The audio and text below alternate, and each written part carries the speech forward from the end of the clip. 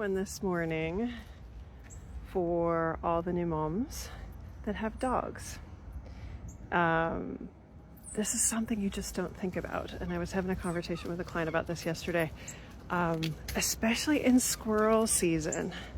So taking Abby out, we did not have a dog when our kids were little. We had one a little bit later, but thing you don't think about as a challenge to your pelvic floor is your dog tugging and pulling unexpectedly to run after a squirrel. Now Abby is only 18 pounds. She's teeny tiny, but the girl can pull. But if you have a dog that's like 40, 50, 60, 70 pounds and they're pulling unexpectedly, your pelvic floor is not ready for that.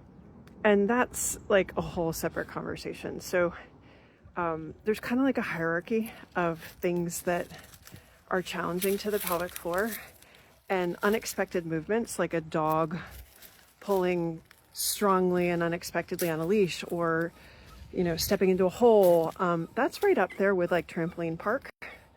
At least trampoline park, you know what you're in for, and it's repeatable. But when your pelvic floor is in recovery, the things that are most challenging are things that you cannot anticipate.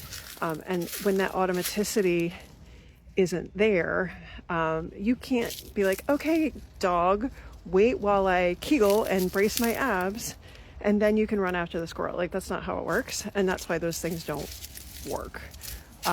Yes, we need good strength. All the things that you're working on initially can kind of back that up and support it. But ultimately, it's training for those unexpected movements. So your brain can do what it used to do, which is automatically activate and in response to that unexpected pulling. So that being said, while you are still training, one of the first things you want to be thinking about is in early postpartum, make sure you have somebody else to walk the dog. Okay, especially if you're just trying to get out and go for a walk or just walk the stroller.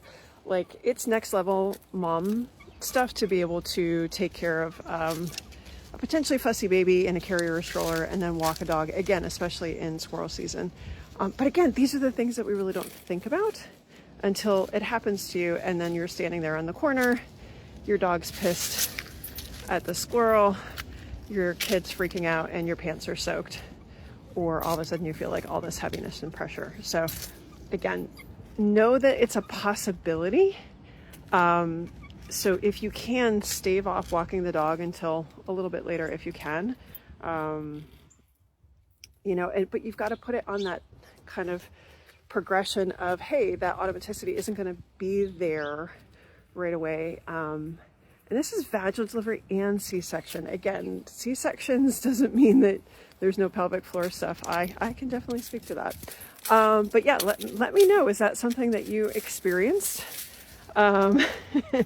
And that's perfect timing because our dear Abby's taking a dump. So let me know if that's something you experienced, if you were surprised, if anybody told you.